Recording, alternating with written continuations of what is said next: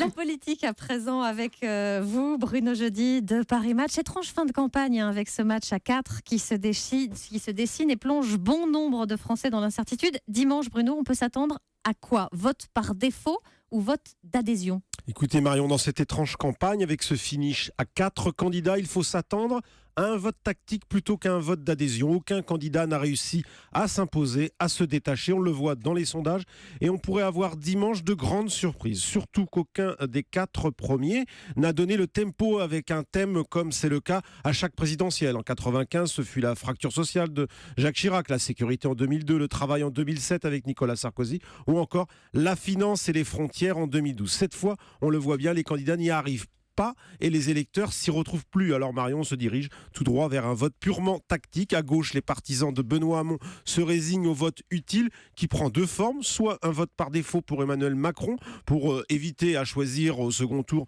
entre par exemple Marine Le Pen et François Fillon, soit ils opteront pour un vote de gauche, une sorte de punition finale pour le parti socialiste. À droite, ce vote tactique prend des allures de vote de raison. Dans la dernière ligne droite, une partie des électeurs de l'opposition déçus par leur candidat pourrait préférer l'alternance à la poursuite d'un hollandisme amélioré et donc voter François Fillon bon gré mal gré. En clair, ce que vous nous dites, c'est que finalement, il n'y aura aucun candidat qui va bénéficier d'un vote d'adhésion.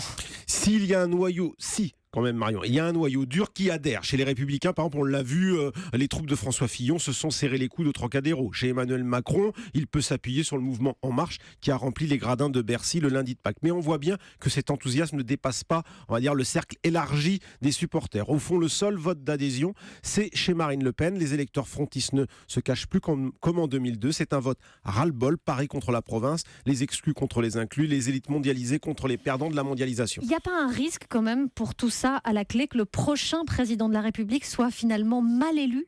Optiquement, le prochain président de la République sera bien élu, surtout en cas de duel avec le Front National. Mais un rassemblement anti-Le Pen ne sera pas synonyme de majorité limpide pour le successeur de François Hollande. Le prochain président disposera sans doute d'une légitimité assez faible et peut-être même d'une absence de majorité à l'Assemblée nationale après les législatives du mois de juin. Mais ça, on aura le temps d'en reparler. L'édito politique de Bruno Jeudi de Paris Match. Merci beaucoup.